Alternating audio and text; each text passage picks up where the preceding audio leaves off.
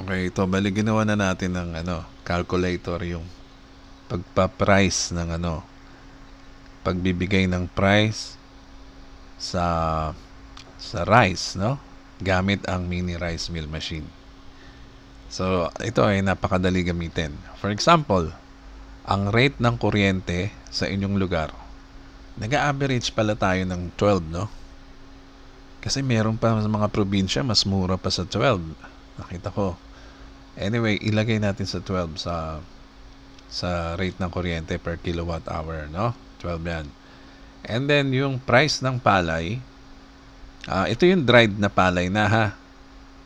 So, para hindi nyo na ipapatuyuin dahil gusto nyo gilingin ng agad, no? So, nag-average din tayo sa 20 pesos per kilo ang palay. And then dito, ilalagay mo dito kung ilang kilong bigas ba ang gagawin mo o nagawa mo. Okay?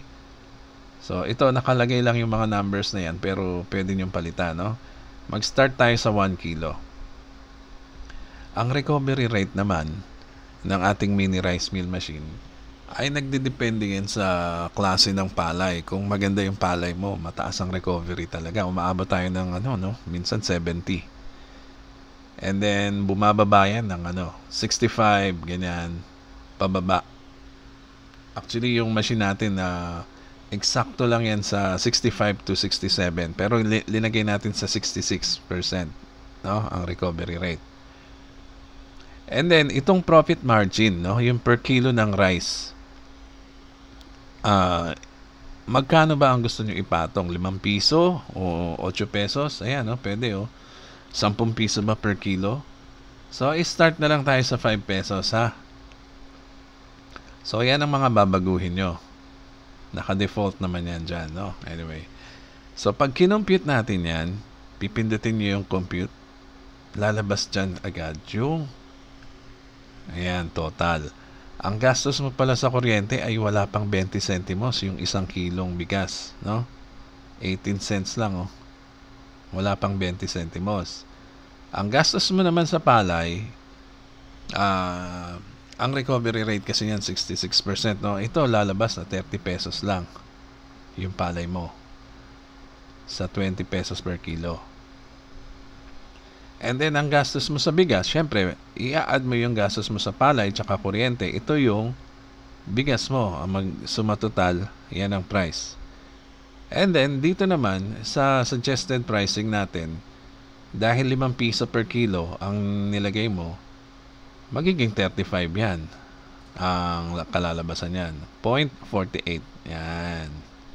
Yan ang suggested price. Kasi nilagay mo, 5 piso lang per kilo ang patong, no? And then lumalabas ang bigas pala sa isang kaban is 1773.95. Isang kaban na yan. Kumbaga, tumubo ka na dyan sa isang kaban ng 250 pesos. Kasi 5 per kilo. So ito, bali 5 pesos per kilogram, no? Ang computation dito is 50 kilo, no? 50 kilo ang isang kaban. So, tama lang na 5 times 50, lumalabas 250 per kaban ang target profit mo sa isang kaban, no? Na bigas. Okay, makikita natin to. Pagka ginawa natin tong 50 kilo dito later.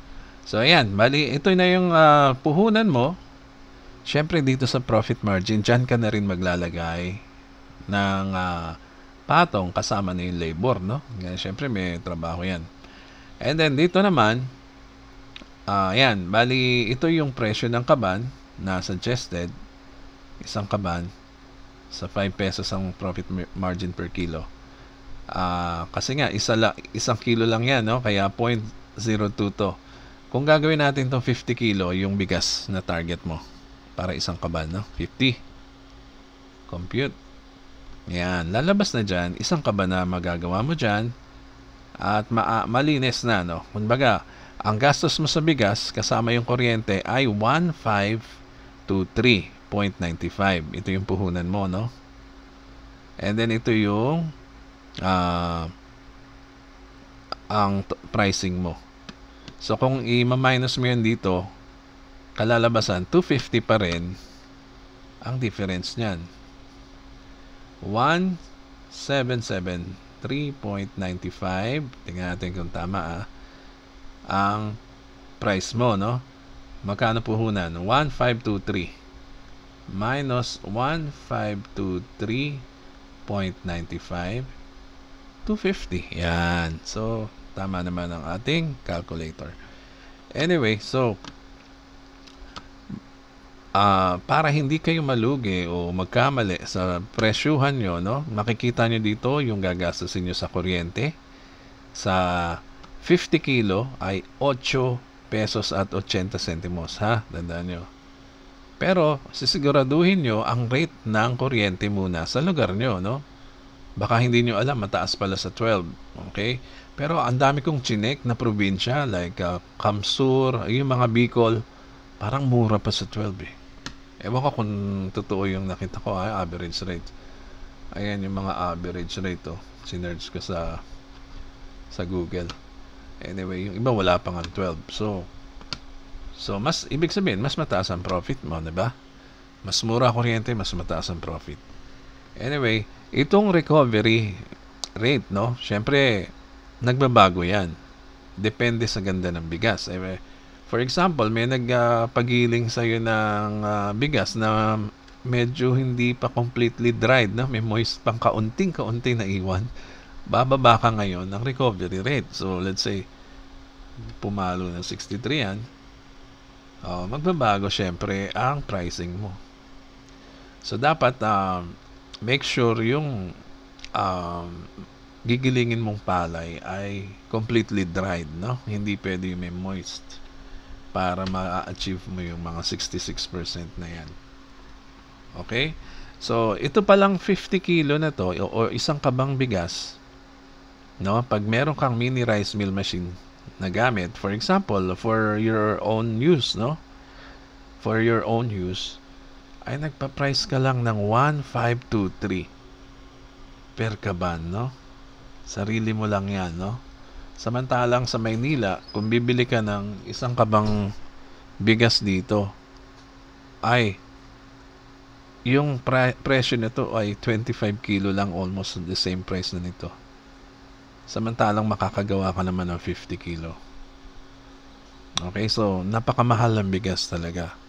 Kasi kung ang bigas mo ay umaabot ng, sabihin na lang natin average 50 pesos, multiply mo yan sa 50 kilo, 2.5 na yan, no?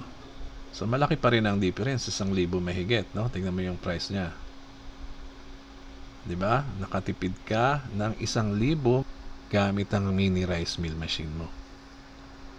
So, ganyan ang importance ng ating machine, no? Especially yung mga malapit sa mga palayan, no? Yung maraming palayan dyan sa mga lugar na ganyan, ay bagay na bagay magkaroon ng mini rice mill machine.